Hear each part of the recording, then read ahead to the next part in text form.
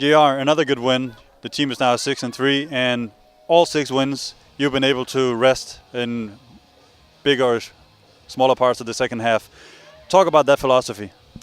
Well, it's just last year, as you know, I got hurt, so we're trying to take a good philosophy as in to make sure I last the whole season. And I've never been injured my whole life, and last year was kind of a setback for me to make sure, I get prepared even better, get even stronger.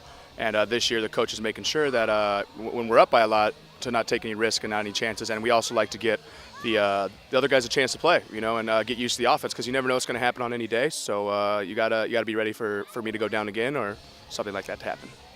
So once you get on the sideline, which role do you play on the sideline then? Which part do you take in the team? Well, I switched offensive coordinator then. I'm running the plays from the sideline to our quarterback. And then when we run more of the I formation stuff, we're splitting up. Peter's trying to take some of that too, so it's more of a run game. And as you know, we're a passing team. So. And looking at today's game, 34 points in the first half, and then basically a bit more of a low-key game after that. You talked before the game that you wanted to score 35 points today, so pretty much mission accomplished. But talk about that first half.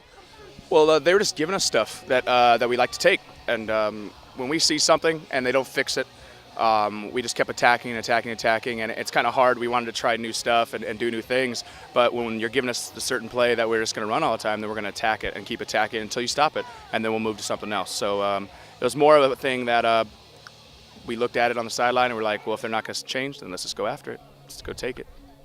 One thing that fans might have noticed today is what looked like a slightly more sloppy Towers team. A lot of penalties called, some of them more dubious than others. But how do you explain that many penalties? That's not something we've seen from the Towers this year. Yeah, that's frustrating. That's probably the number one thing today that we need to work on is our penalties.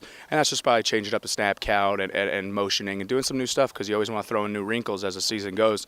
So, and you can't always go on 1 and go on 2, because you want to give our offense the chance to be the aggressor on the offensive line. So I think that's the penalties. We'll clean that up, but that's just something that we got to practice more and more and more, and it's something new. So we'll get there. So the only thing remaining now is a pivotal game against the Rebels away, which will determine home field in the wildcard round. How do you see that game?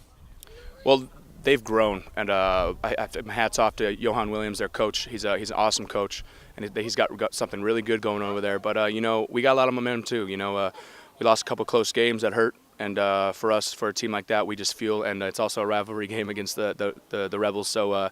My Danish team doesn't let me forget that. So, and ever since I played a rivalry game, you just have that extra energy that they better watch out, because we're going to come for them.